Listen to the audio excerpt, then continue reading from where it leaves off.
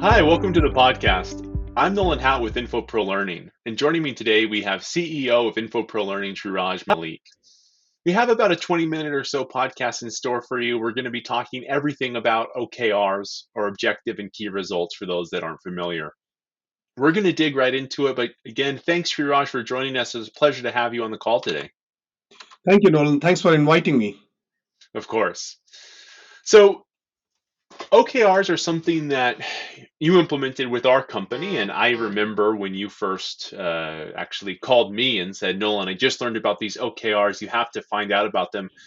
Tell me, when was the first time you discovered OKRs, and was it a instant moment where you said, "This is it. This is what I have to have," or did it take some time before you were able to really recognize what OKRs were and whether or not you'd want to implement them?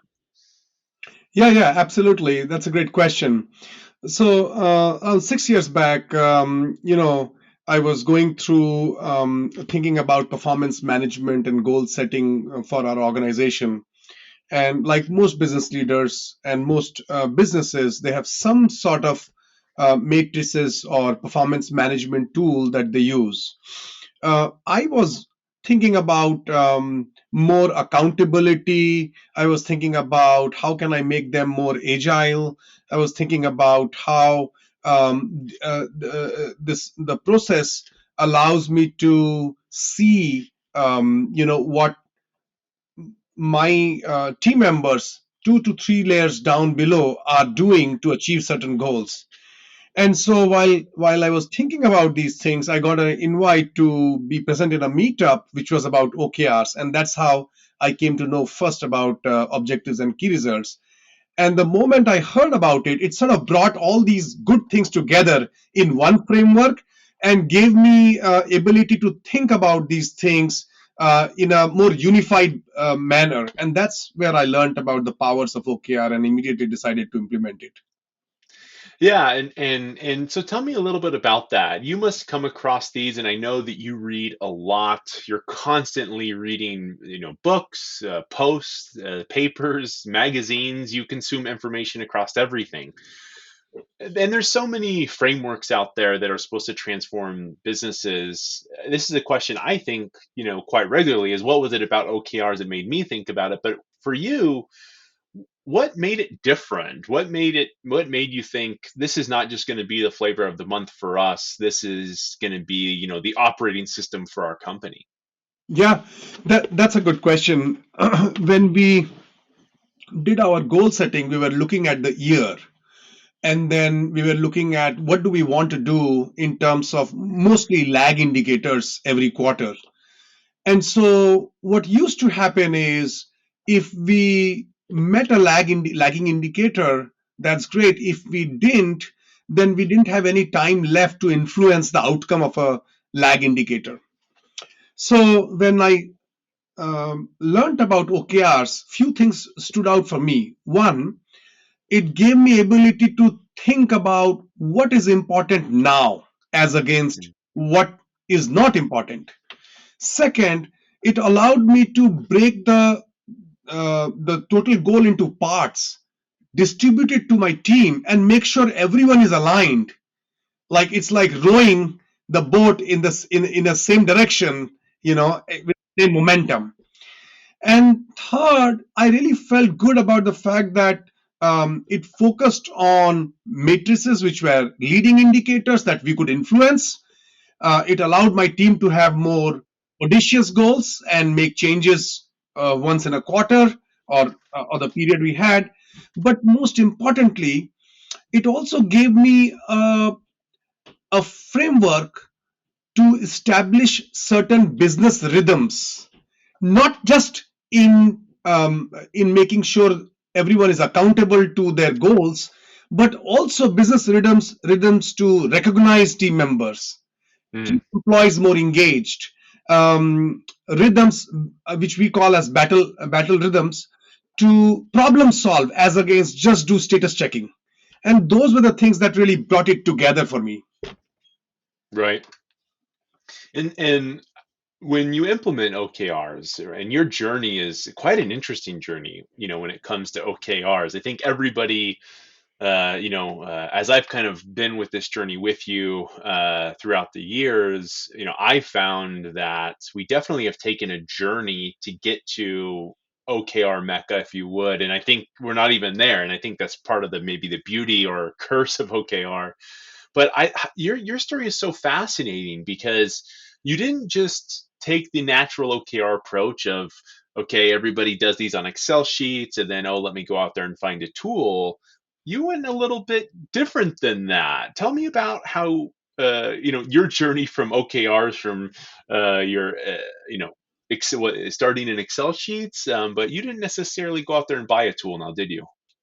No, I did not, because we were skeptical about the real implementation, and the change management itself we felt was a difficult process. Before OKRs, we used to have our key performance indicators in a matrices format, and we used to track them.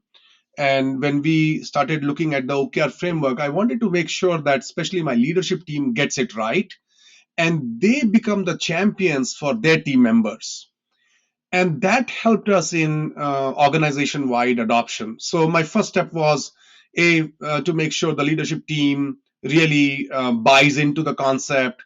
And so for that we did a couple of quarters just on Excel sheet, and then we started bringing in the second wave and the third wave additional team members, and then we started seeing its power and what it did for our business.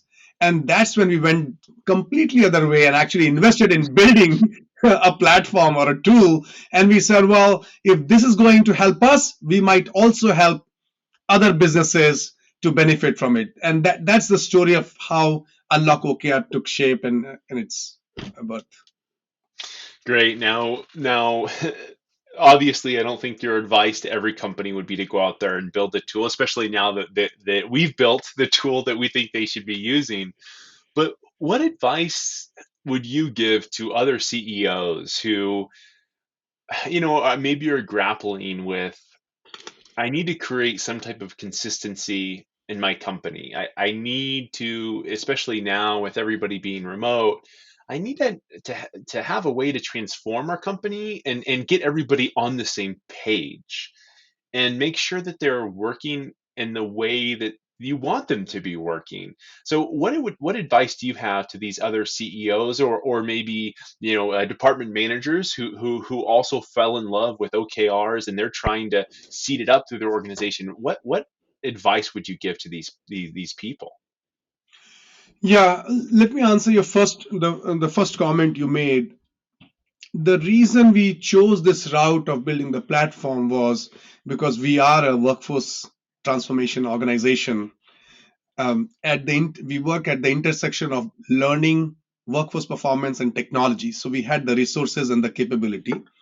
And most importantly, for last 25 years, we are solving just one problem. How do you improve employee engagement and employee performance in organizations? So that's why it all came together for us. Now to your other point as to what leads to success, I think there is a lot of organizations are looking excitedly to OKRs, and it is leading to successes for sure if this it's applied correctly. But in many organizations, I've heard stories about failures, especially, Mm, especially when business leaders think that it's just a tool adoption. mm, This is where we feel a little differently. We feel it's not as commoditized as just getting licenses and buying a tool. There is a whole change management process associated with adoption of a framework like this. And so, what I tell business leaders and CEOs of organizations is, listen, there are four major powers, or we call it the superpowers, that you should achieve if you implement an OKR. And you got to figure out how will you measure for a period of time whether you are achieving those superpowers or not. That's your true measure of success. What are these four superpowers? One, focus, radical focus. Can your organization now has your organization now able to decide what would they focus on, what would they pick up as goals, and what would they say no to? Mm, Second, alignment from CEO downwards or business leader downwards, or across the organization. Is there alignment to those goals? Is everyone rowing the boat in the same direction? Third, agility. If change happens in the business, are you rapidly able to change your goals or accommodate your activities and behaviors around the change of those goals? And finally, rhythm. Are you seeing your employees highly engaged? And this is even more critical now that all of us are working remote. And that's because, when managers are doing their coaching, recognition, they're doing feedback sessions one to one, not just for status checking and having an excel report, but actually trying to empathize and solve a problem for their with their direct reports. It creates huge engagement. So what we have done is we have taken these four superpowers and we have created a measurement process. We call it the success plan, the OKR success plan, and we measure it pre OKR implementation and we measure it post OKR implementation, 6 months, 9 months, 12 months, and we are seeing the needle moving. And that's just such an amazing experience, and the business leaders feel so empowered. That's the way, and everything that goes behind making that needle move is what we have conceptualized in what we call as the OKR success playbook. mm. Wonderful. And last question I have, I know that sometimes when we talk about something that has such a big upside, um, a lot of times there's, I think, some fear of taking that first step. What is the first step a company can take if they're listening to this podcast and they think that, I've been on the fence about OKRs, I just don't really know, is now the time to pull the trigger and do something about it? What's the first step you recommend? There are a lot of good books and videos on YouTube that are available to go take you through an educative process. Um, if you have questions specific to your organization, we are happy to jump into a call, help you guide through that process. I am passionate about successful implementation of OKR. Reach out to me and I'll be happy to jump and answer any questions and share my experiences as well. But there are a lot of good coaches available in the market who are doing the same. So, by all means, see their content and whatever makes sense, reach out to the right people. Wonderful. And we'll put some information in the details section of the podcast for any of those that are interested. We'll follow up with Sri Raj and maybe get some of his favorite resources for those that are looking to get started, as well as contact information, for us if you're looking to get some professional advice as well. Well, Sri Raj, thank you for joining us today and investing your time. We know that you're busy. We'll let you get out. Appreciate you spending some time telling us a little bit about your journey to OKRs. Wish you nothing but the best on your continued journey, not just within OKRs in your organization, but also of the product. Unlock OKR. Thank you, Shiraj. Thank you, Nolan. I enjoyed our conversation.